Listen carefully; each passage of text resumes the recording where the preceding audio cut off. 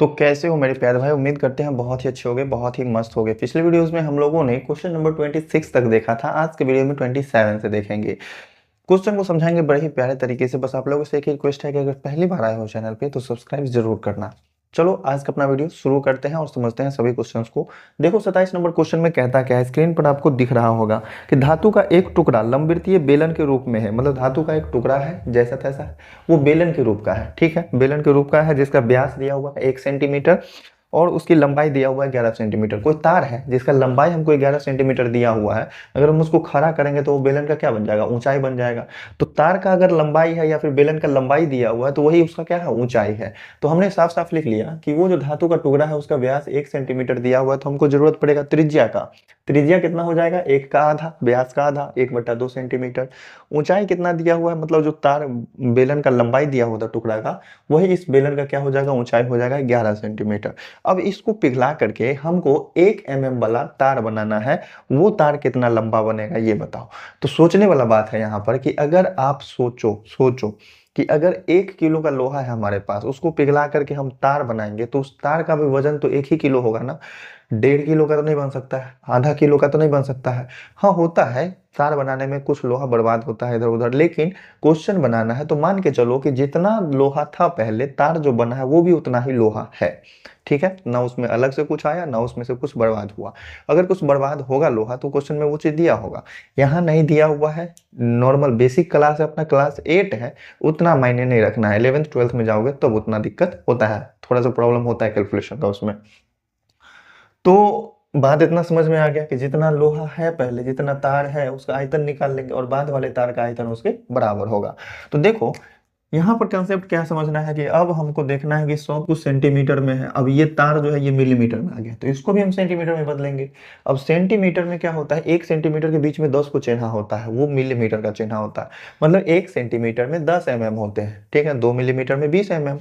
तो अगर हमको 1 मिलीमीटर से सेंटीमीटर में जाना है तो 10 से भाग देना पड़ेगा, मतलब 1/10 सेंटीमीटर हो जाएगा। लेकिन फिर भी ये क्या है, तार का व्यास है। अगर हमको त्रिज्या निकालना है तो इस व्यास का क्या करना पड़ेगा, आधा। 1/10 का अगर आधा करेंगे तो 2 से भाग देना पड़ेगा, मतलब कितना आ जाएगा, 1/20 सेंटीमीटर त्रिज्या आ जाएगा। अब ये तार कितना लंबा होने वाला है ये तो हमको पता नहीं है, इसका लंबाई ही हमको बताना है। तो चलेंगे हम प्रश्न से। हमारे पास कंसेप्ट क्या है, कंसेप्ट यही है कि जितना पहले वाले लोहे के टुकड़े का आयतन था उतना ही तार का भी आयतन होगा। लोहे के टुकड़े का आयतन, लोहे के टुकड़े का आयतन, का आयतन बराबर किसके होगा, तार का आयतन। बात इतना समझ में आया कि नहीं आया, आया सर, बहुत अच्छा से आया। लोहे के टुकड़े का आयतन निकालो, क्या होगा फॉर्मूला, आयतन का होता है πr²h। पाई आर स्क्वायर का मतलब क्या हो गया, लोहा का टुकड़ा का त्रिज्या 1/2 है, तो 1/2 का स्क्वायर हो जाएगा। और h का मान कितना है, 11, तो 11 हो जाएगा। अब तार का आयतन निकालना है तो तार का भी आयतन होगा πr²h, पाई, और इसका त्रिज्या कितना है 1/20, और गुना में 1/20 हो जाएगा। और कितना लंबाई होगा तार का, मतलब बेलन का ऊंचाई कितना होगा ये हमको नहीं पता, हमको इसी का मान निकालना है। तो देखो यहाँ से पाई इधर गुना में उधर जाएगा तो भाग में कटिए ना जाएगा, कट गया। हमको h का मान निकालना है, 100 को इधर भेज लो, यही नहीं करना है। तो क्या हो जाएगा, इधर कितना है, 100 को करेंगे गुना करते हैं 11 होगा, और नीचे में 2 दूनी कितना होगा, 4। ये 20 20 भाग में इधर आएगा तो 20 20 क्या हो जाएगा, गुना में चला जाएगा। बस हो गया, बराबर किसके है, एच के। 4 से काटो तो 4 पंचे 20, ये हो गया 20 पंचे 100, और 100 को 11 से गुना करेंगे तो 1100। एच का मान कितना आया, एच बराबर 1100 सेंटीमीटर। एच का मान, ऊंचाई जो है वो तो सेंटीमीटर में ही निकलेगा। अब इस सेंटीमीटर का आंसर जो है अपने पास मीटर में दिया हुआ है, 1100 सेंटीमीटर। एक बात बताओ, 100 सेंटीमीटर में कितना मीटर होता है, 1 मीटर। 200 सेंटीमीटर में 2 मीटर। 300 सेंटीमीटर में 3 मीटर। 10 सेंटीमीटर में 10 मीटर। 1100 सेंटीमीटर में 11 मीटर। मतलब हमको 100 से भाग देना है और ये चीज क्या आ जाएगा, मीटर में। अपना फाइनल आंसर कितना हो गया, 11 मीटर। उम्मीद करते हैं बहुत ही प्यारे तरीके से समझ गए होंगे। नोट करो स्क्रीनशॉट लेकर के, फिर बढ़ते हैं अपने नेक्स्ट क्वेश्चन पे। 28 नंबर क्वेश्चन बहुत ही प्यारा सा, स्क्रीन पर देखो। 2.5 रुपये प्रति वर्ग मीटर की दर से एक भवन के 15 बेलनाकार खंभों को लगवाने का खर्च ज्ञात कीजिए, जबकि खंभे का व्यास और ऊंचाई दिया हुआ है।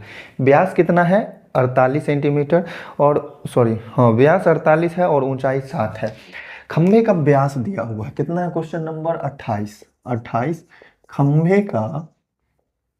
खंभे का व्यास डी कितना है, 48 सेंटीमीटर। तो व्यास से हमको को थोड़ी ना कुछ होता है, हमको त्रिज्या निकालना पड़ता है। तो त्रिज्या अगर हम निकालेंगे तो त्रिज्या आर कितना हो जाएगा, 48 का आधा मतलब 48/2 कट करके कितना आ जाएगा, 24 सेंटीमीटर। और इसका ऊंचाई दिया हुआ है हमारे पास, खंभे का ऊंचाई h बराबर कितना है, 7 मीटर। एक बात बताओ, अब कहीं पर भी खंभा है तो खंभा का अगर हमको पेंट करना है तो क्या हम उसके संपूर्ण पृष्ठ को खंभा को रंग करेंगे क्या? खंभा कहीं जमीन में गड़ा हुआ है तो उसके नीचे वाला सतह तो रंगाएगा ही नहीं, ऊपर वाले सतह पर तो छत ही होगा। केवल रंगाएगा तो चारों तरफ से रंगाएगा खंभा, ये है ना, मतलब वक्र पृष्ठीय क्षेत्रफल। बात समझ में आ गया? अब देखो यहाँ पर 15 को खंभा को रखना है तो एक को खंभा का वक्र पृष्ठ जितना होगा उसको हम 15 से गुना कर देंगे तो टोटल 15 को खंभा का वक्र पृष्ठ आ जाएगा। चलिए हम डायरेक्ट लिखते हैं क्या चीज, 15 खंभे का वक्र पृष्ठीय क्षेत्रफल। 15 खंभे का वक्र पृष्ठीय क्षेत्रफल, और ये वक्र पृष्ठीय और संपूर्ण पृष्ठीय आपको खुद से सोचना होगा कि कितना भाग आएगा, ठीक है। कोनो खिलौना रहता ना बेलनाकार आकार का तो संपूर्ण पृष्ठ रंगाता, लेकिन खंभा है, बेलनाकार खंभा है, खंभा खंभा तो केवल चारों तरफ से ही रंगाएगा।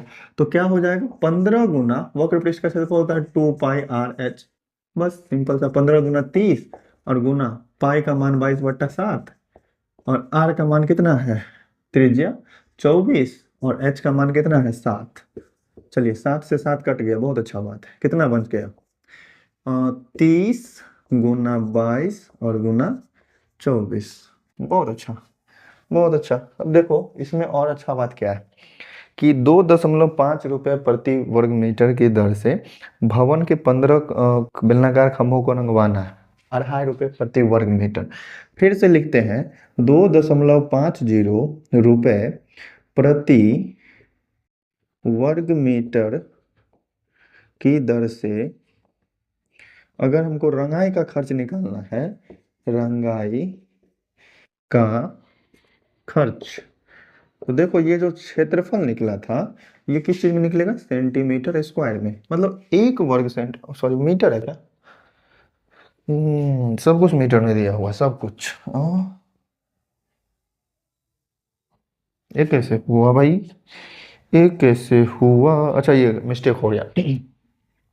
ये जो है ना व्यास दिया हुआ था सेंटीमीटर में और ऊंचाई दिया हुआ था मीटर में। व्यास है सेंटीमीटर में, ऊंचाई दिया हुआ है मीटर में, और जो रेट दिया हुआ है वो भी है मीटर में। मतलब सब कुछ को हम मीटर में चेंज कर लेते हैं। तो यहाँ 24 सेंटीमीटर था ना, इसको मीटर में अगर हम चेंज करेंगे तो 24/100 मीटर होगा। 4 से कटेगा, 4 छक 24 और 25 चौका 100, मतलब कितना हो गया, 6/25 मीटर। ठीक है, तो यहाँ जो हमने वक्र पृष्ठीय क्षेत्रफल निकाला है ये 2πr/h जो हुआ, तो r का वैल्यू कितना हो जाएगा, 6/25।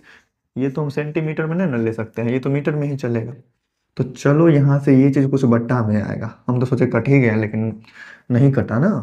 5 25 और 6 पंचे 30, ठीक है। छछाए कितना हो जाएगा 36 और बच गया 22 और बट्टा में 5 भी बच गया। रहने दो इसको, रेट तो हमको निकालना ही है ना, सेंटीमीटर स्क्वायर। ठीक है, अब देखो 2.50 लिखो और चाहे 2.5 लिखो, मतलब 2.5 रुपया ही है। तो हम क्या करते हैं, 2.5 से इस पूरे क्षेत्रफल में अगर हम गुना कर देंगे तो टोटल हमको रुपया पता चल जाएगा। 36 गुने 22 बट्टा में 5। सिंपल सा चीज करने के लिए पॉइंट हटाओ, 36 गुना 22 और बट्टा में 5 है। ये 2.5 में से अगर हम पॉइंट को उड़ाएंगे तो 25 हो जाएगा, लेकिन दशमलव के बाद एक अंक था तो 10 से गुना करना पड़ेगा।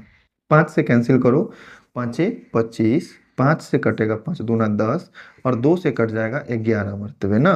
तो ये हो गया 36 गुना 11। 36 को 11 से गुना करो, सिंपल सा, ये हो जाएंगे 36 36 396। कितना हुआ ये गुना करके, 396 रुपए हो जाएंगे अपने प्यारे से आंसर। बहुत ही प्यारा सा चीज था। बस इस क्वेश्चन में ध्यान रखने वाला चीज ये था कि इसका व्यास सेंटीमीटर में दिया हुआ था और ऊंचाई मीटर में दिया हुआ था। तो हर एक क्वेश्चन को इतने हल्के में लेने का कोशिश मत करना। चलो मेरे प्यारे भाई, बढ़ते हैं अपने नेक्स्ट क्वेश्चन पे। तो देखो अब है अपना क्वेश्चन नंबर 29 का ए। ठीक है, 29 में दो गो पार्ट है, ए और बी दो है, तो हम ए देख रहे हैं। सबसे पहला पार्ट पढ़ते हैं क्वेश्चन को। एक कुएं का व्यास है 7 मीटर और गहराई है 20 मीटर। कुएं का व्यास है 7 मीटर और गहराई है 20 मीटर। क्या चीज लिखेंगे हम? कुएं का व्यास, व्यास डी, ये ना होगा, कितना है 7 मीटर। तो त्रिज्या हमको निकालना पड़ेगा। त्रिज्या आर बराबर कितना हो जाएगा? आधा, 7/2 मीटर, सिंपल सा। और गहराई मतलब ये ऊंचाई हो गया। अगर हम कुआं को ऊपर से देख रहे हैं, ऊपर से, तो नीचे देखेंगे ऐसे, कहेंगे अरे वाह कितना गहरा है ना। और नीचे अगर कूद गए उसका कहेंगे ओ कितना ऊपर है ना। तो नीचे से अगर किसी चीज को हम देख रहे हैं तो वो ऊंचाई लगता है, ऊपर से देख रहे हैं तो वो गहराई लगता है। तो गहराई ऊंचाई अलग अलग चीज नहीं है, सेम ही है। तो ऊंचाई h बराबर कितना? 20 मीटर दिया हो ना। हाँ 20 मीटर। अब देखो क्वेश्चन समझो, दैनिक जीवन में होता है ये सब चीज। इससे निकाली गई मिट्टी से 28 मीटर गुने 11 मीटर का एक आयताकार चबूतरा बनाया जाता है। चबूतरे का ऊंचाई ज्ञात कीजिए। मतलब जो चबूतरा बनाना है वो कैसा बनेगा? कुछ लंबा है कुछ चौड़ा है, मट्टी भरेंगे तो ऊंचा भी होगा। तो अगर लंबाई चौड़ाई ऊंचाई तीनों चीज है तो वो घनाभ के आकार का बनेगा। घनाभ में क्या क्या होता है? लंबाई चौड़ाई ऊंचाई। तो चबूतरे का लंबाई दिया हुआ है और चौड़ाई दिया हुआ है। लंबाई l, चौड़ाई b और ऊंचाई h। ऊंचाई नहीं है हमारे पास तो ऊंचाई बराबर h हम मान लेते हैं। ठीक है, तो लंबाई कितना दिया हुआ है? 20 मीटर गुना 11 मीटर दिया हुआ ना। 28 मीटर गुना 11 मीटर मतलब 28 मीटर लंबा होगा और 11 मीटर चौड़ा होगा। अब देखो यहाँ पर कंसेप्ट समझो कि इस कुएं से निकाली गई मिट्टी से ही चबूतरा बनाना है। अगर कुआं से 1 ट्रैक्टर मिट्टी निकला तो 1 ट्रैक्टर मिट्टी जितना ही चबूतरा बनेगा ना। मतलब कुएं से जो मिट्टी निकला है, कुएं का आयतन, और जो चबूतरा बनेगा उस चबूतरे का आयतन बराबर होगा। ठीक है, समझ गए। प्रश्न से, प्रश्न से क्या होगा? कुएं का आयतन, कुएं का आयतन बराबर क्या हो जाएगा? चबूतरे का आयतन। ये ना होगा, कुएं का आयतन बराबर चबूतरे का आयतन। कुआं का आयतन कितना है? कुआं बेलनाकार है, इसका आयतन हो जाएगा पाई आर स्क्वायर एच। आर का मान 7/2, तो 7/2 गुने 7/2 और एच ऊंचाई कितना हो जाएगा कुआं का? 20 बराबर चबूतरे का आयतन। चबूतरा तो घनाभ के आकार का है, घनाभ का आयतन होता है लंबाई गुने चौड़ाई गुने ऊंचाई, एल बी एच। तो चलो एल कितना है? 28, बी कितना है? 11, और एच हमको नहीं पता कितना ऊंचा बनेगा चबूतरा, ये हमको बताना है। एच का वैल्यू निकालो। पाई का वैल्यू कितना है? 22/7 गुना में 7/2 गुना में 7/2 गुना में 20। इधर 28 11 गुना में है ना, तो इधर आएगा तो किस चीज में आ जाएगा? भाग में। तो इस 20 के भाग में लिख देते हैं 28 और 11, 28 गुने 11 बराबर क्या बच जाएगा? एच। काट खूट करके जो भी आंसर आता है ना वही होगा बेलन का ऊंचाई। देखो अच्छे से काटो। 7 से 7 कट गया, हम दूसरे कलर से काटते हैं। ठीक है, दूसरे कलर के मार्कर से काटो। देखो 2 से कट गया कितना? 2 से 11 दूना 22 कटा, और इस 11 को इस 11 से काट दो, कट गया। 7 से 7 को काट दो, कट गया। 7 से 7 चौका 28 काट दिए, और 4 से 4 पंचे 20 काट दिए। अब नहीं है कोई कटने वाला, 5 बच गया और बट्टा में 2 बच गया ना। तो h इक्वल टू कितना आ गया? 5/2। और सब कुछ मीटर में था तो ये भी आ गया मीटर में। अगर इसको पॉइंट में लिखेंगे तो 2.5 मीटर लिखना होगा, और यही होगा अपना प्यारा सा आंसर। कुआं इतना बड़ा था, मिट्टी निकाले चबूतरा बनाए तो 2.5 मीटर ऊंचा चबूतरा बनेगा। उम्मीद करते हैं बहुत ही प्यारे तरीके से समझ गए होंगे। आओ अब देखते हैं 29 का बी। तो देखो 29 का बी थोड़ा समझने वाला क्वेश्चन है, और थोड़ा सा समझ लो तो देखो क्वेश्चन बन जाएगा। क्वेश्चन में कहता है कि 14 मीटर व्यास का और 12 मीटर गहरा एक कुआं खोदा जाता है। 14 मीटर व्यास और 12 मीटर गहरा, 14 मीटर व्यास और 12 मीटर गहरा, 29 का बी है। ठीक है, कुएं का व्यास दिया हुआ है, कुएं का व्यास कितना दिया हुआ है? व्यास डी बराबर कितना है देख लेते हैं एक बार। 14 मीटर, 14 मीटर। तो त्रिज्या हमको जरूरत पड़ेगा ही, तो त्रिज्या आर बराबर हम निकाल लेते हैं, कितना हो जाएगा? 7 मीटर, आधा हो जाएगा। और ऊंचाई, गहराई या ऊंचाई सेम चीज है बेलन के सेंस में, तो ऊंचाई h बराबर कितना हो जाएगा? 12 मीटर गहरा। ठीक, देखो क्वेश्चन में समझो। और इससे निकाली गई मिट्टी से कुएं के चारों तरफ फैलाकर 7 मीटर चौड़े की पट्टी बनाई जाती है। पट्टी की ऊंचाई ज्ञात कीजिए। एक काम करते हैं ना, थोड़ा क्वेश्चन को आसान बनाने के लिए हम पहले निकाल लेते हैं हम कितना मिट्टी निकाले हैं इसमें से। तो हम मिट्टी का आयतन निकालने के लिए कुएं का आयतन निकालेंगे। कुएं का आयतन क्या होगा? कुएं का आयतन। क्या होता है फॉर्मूला? ये होता है पाई आर स्क्वायर एच। पाई का मान रहने दो, पाई को रहने दो, पाई आर स्क्वायर का मतलब कितना हो जाएगा 7 का स्क्वायर, और एच का मतलब 12। 7 का स्क्वायर कितना हो जाएगा 49 गुना 12 पाई। ये ना होगा, 12 को 9 से गुना करेंगे, 12 नमा 108, बच गया 10, 12 चौका 48, 10 58, 588 पाई सेंटीमीटर, सॉरी मीटर है। तो ये हो जाएगा क्या चीज, मीटर क्यूब। मतलब इतना मिट्टी हमने निकाला। अब उस मिट्टी को करना क्या है कि उसी कुएं के चारों तरफ फैला करके 7 मीटर चौड़ा पट्टी बनाना है। कोई कुआं आप गांव में देखे होंगे जिसके चारों तरफ घेरा हुआ रहता है ना। तो ऊपर जो घेरा बना हुआ है वो भी तो बेलनाकार ही है, लेकिन वो बेलन क्या है, बीच से खोखला है। ठीक है, बेलन घेरा को जैसे हम बोर्ड पर बनाएंगे तो कुछ इस तरह से बना सकते हैं। ये हो गया कुआं, और ये साइड से जो है ये है क्या है, इसका घेरा, यही ना है। इस घेरा का अगर हमको आयतन निकालना है तो हम क्या करेंगे, इस संपूर्ण बेलन का, बाहर वाला बेलन का आयतन निकाल लेंगे। ठीक है, आयतन बाहर वाला निकाल लेंगे, और उसमें से हम क्या करेंगे, अंदर वाला जो आयतन है, ये तो खाली भाग है, ये तो कुआं है, गड्ढा है ना, ये तो खाली है, ये वाले आयतन को घटा लेंगे। बात समझ में आए? बाहर वाले आयतन में से अंदर वाले आयतन को घटा लो। ठीक है, चलो हम चलते हैं आगे वाले केस पे। पट्टी जो घेरा होगा उसमें दो गो त्रिज्या होगा, एगो अंदर वाला त्रिज्या, एगो बाहर वाला त्रिज्या। तो मान लेते हैं कि पट्टी की आंतरिक त्रिज्या कितना हो जाएगा। आंतरिक त्रिज्या क्या चीज है, इसको हम मान लेते हैं स्मॉल आर। ठीक है, स्मॉल आर कितना है, आंतरिक त्रिज्या तो वही होगा जो कुएं का त्रिज्या था। कुएं का त्रिज्या कितना था, 7 मीटर। ठीक है, और देखो बाहरी त्रिज्या हमको चाहिए, तो बाहरी त्रिज्या का मतलब क्या हो गया, कैपिटल आर। और ये हमको कैसे पता चलेगा, तो इस पट्टी का चौड़ाई कितना है, देखो पट्टी कितना चौड़ा बनाना है, 7 मीटर। यहाँ से यहाँ तक हमने नापा 7 मीटर, और ये पट्टी भी 7 मीटर का है, तो बाहर तक का त्रिज्या कितना हो जाएगा, 7 + 7, यही ना होगा। 7 + 7 मतलब 14 मीटर। पता क्या समझ में? ऊंचाई क्या है हमको नहीं पता है, कितना ऊंचा पट्टी बनेगा ये हमको बताना है, ऊंचाई बताना है। कुएं में से जितना मिट्टी हम निकालें वो तो इसका आयतन है, तो इस पट्टी में जितना मिट्टी होगा उसका आयतन बराबर होगा, क्योंकि जितना मिट्टी हमने कुएं से निकाला उसी से हमने पट्टी बनाया। तो कुएं का आयतन बराबर क्या हो जाएगा, पट्टी का आयतन। तो प्रश्न से, मतलब जो अकॉर्डिंग टू क्वेश्चन है हमको निकालना है, पट्टी का आयतन, पट्टी का आयतन किसके बराबर होगा, कुएं के आयतन के, कुएं का आयतन। बात आया समझ में? बिल्कुल आया होगा समझ में। पट्टी का आयतन हमको निकालना है, तो बाहर वाले वृत्त का, बाहर वाले बेलन का आयतन और माइनस में अंदर वाले बेलन का आयतन, मतलब पाई आर स्क्वायर एच, और उसमें से घटा लेंगे पाई अंदर वाले का आयतन, क्या हो जाएगा स्मॉल आर स्क्वायर एच। ये ना होगा, कुआं का आयतन कितना निकला है, हमने निकाला 588 पाई। अच्छा चीज ये है कि पाई पाई कॉमन आएगा, कट जाएगा ना। चलो पाई भी कॉमन आ रहा है, एच भी कॉमन आ रहा है, तो पाई और एच कॉमन ले लो, r square minus r square बचेगा बराबर 588 पाई।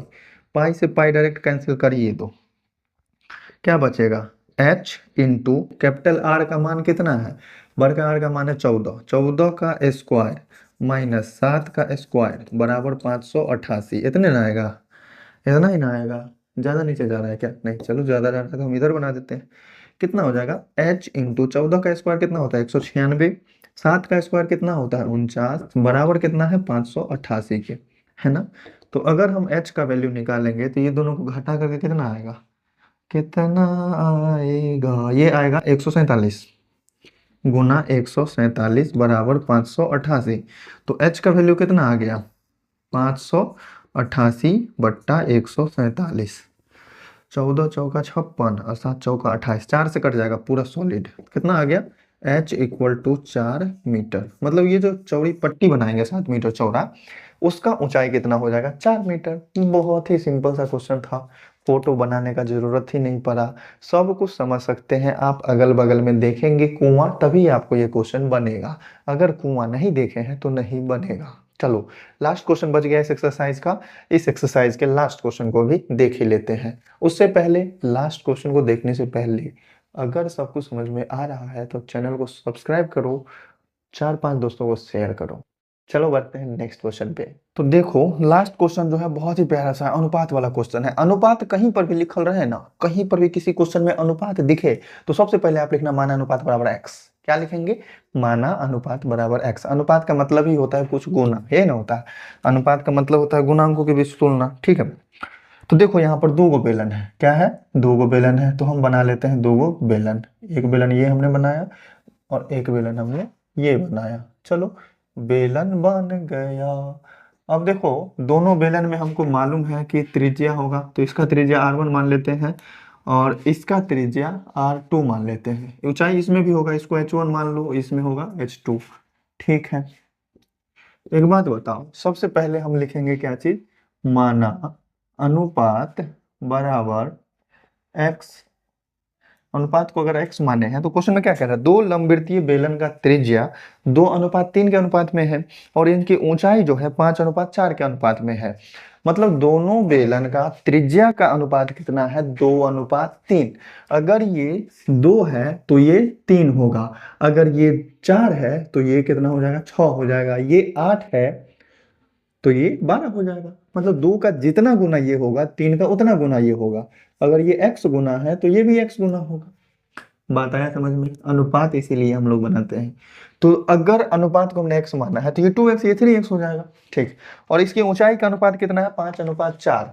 तो ये अगर 5x है तो ये कितना हो जाएगा? 4x हो जाएगा। सिंपल से समझाने के लिए हमने ये बताया।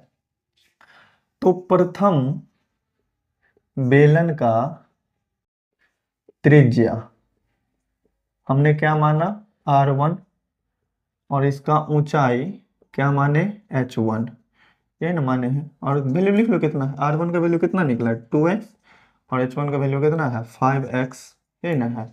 दूसरी बेलन का त्रिज्या, दूसरे बेलन की त्रिज्या, दूसरा बेलन है तो r2 मान लो, ऊंचाई है तो h2 मान लो। सिंपल सा है।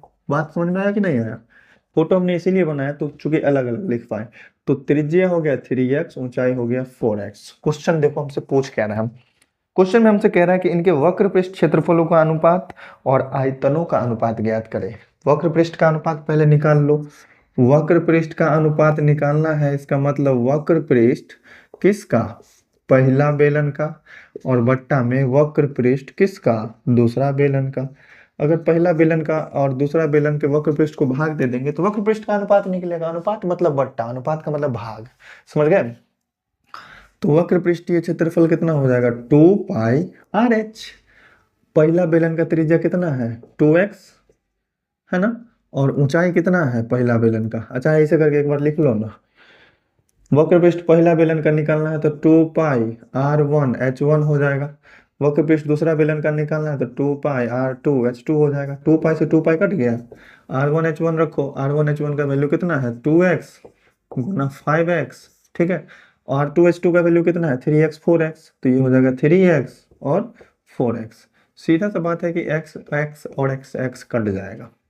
2 से 2 दूनी 4, मतलब 5/6 बच गया ना। कितना आया? 5/6। इसका मतलब 5:6। ये क्या चीज निकल गया? वक्र पृष्ठ का अनुपात। अब हमको निकालना क्या चीज है? आयतन का अनुपात निकालना है ना, और इनके आयतनों का अनुपात ज्ञात कीजिए। आयतन का अनुपात निकालना है, मतलब आयतन किसका? पहला बेलन का, और बट्टा में आयतन किसका? दूसरा बेलन का। आयतन दूसरा बेलन का पाई r1 का स्क्वायर और h1 हो जाएगा। दूसरा बेलन का आयतन पाई r2 का स्क्वायर और h2 हो जाएगा। पाई से पाई कट गया, r1 का स्क्वायर करो। r1 का स्क्वायर 2x का स्क्वायर और गुना h1 होगा। h1 का वैल्यू कितना है? 5x। r2 का स्क्वायर करो, r2 का वैल्यू 3x है, 3x का हमने स्क्वायर किया, और h2 कितना है? 4x, ठीक है। बहुत ही सिंपल सा चीज है। 2x का स्क्वायर करेंगे तो ये हो जाएगा 4x स्क्वायर और गुना में कितना है? 5x। और बट्टा में 3x का स्क्वायर करेंगे तो ये हो जाएगा 9x स्क्वायर और गुना में 4x। देखो x से x कैंसिल हो गया, x स्क्वायर से x स्क्वायर कैंसिल हो गया, 4 से 4 भी कैंसिल हो गया, कितना बचेगा 5/9। अगर अनुपात में लिखना चाहते हैं तो 5:9। ये हो गया अपना प्यारा सा आंसर। और इसी क्वेश्चन के साथ अपने इस एक्सरसाइज का भी हो गया द एंड। उम्मीद करते हैं मेरे प्यारे भाई बहुत ही प्यारे तरीके से सभी क्वेश्चंस आए होंगे समझ में। अगर कोई सा भी ऐसा क्वेश्चन बचा है जिसको नहीं समझ पा रहे हैं आप लोग, कमेंट करके एक बार जरूर बताना।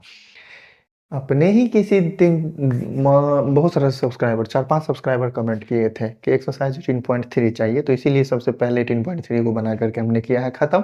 आगे भी जो एक्सरसाइज का जो चैप्टर का जो भी डाउट है, जो भी प्रॉब्लम है, बताइए कमेंट में खोल करके, वीडियो आप लोगों के लिए आएगा। अगर अब भी चैनल को सब्सक्राइब नहीं किया है तो ये तो गलत बात है। चैनल को सब्सक्राइब कर लो, साथ में बेल आइकन को दबा लो, बेल आइकन मतलब घंटी दबा लो, ताकि कोई भी वीडियो अपडेट अपलोड करें तो उसकी नोटिफिकेशन आपको मिल जाए, आपको पता चल जाए कि हमने वीडियो अपलोड कर दिया है। तो अगर आप लोग कमेंट करते हैं, प्रॉब्लम परेशानी बताते हैं, तो चैनल को सब्सक्राइब करके बेल आइकन दबा के रखना, क्योंकि जैसे ही वीडियो अपलोड होगा आप लोग को मिल जाएगा प्रॉब्लम। चलिए मिलते हैं फिर नेक्स्ट वीडियो में। Thank you.